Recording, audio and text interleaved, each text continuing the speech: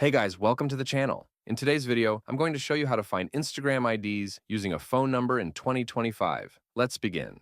Instagram still supports phone number syncing, but it's not as direct or obvious as it used to be. If someone has linked their phone number to their account and hasn't turned off discoverability, there's still a chance you can find them. Here's how to do it. First, open your Instagram app and head to your profile. Tap the three lines in the top right corner. Then go to Settings and Privacy.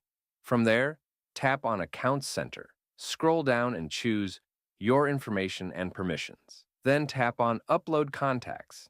Make sure this option is turned on. If it's already enabled, you're good to go. Now, go back to your Discover People section. Instagram will start syncing your phone contacts, and if any of those numbers are linked to Instagram accounts, you'll start seeing them as suggested profiles. Keep in mind, this doesn't always happen instantly. It can take a few hours. Also, it depends on whether the other person has allowed their number to be used for discovery, and that's how you can do it. Thank you for watching.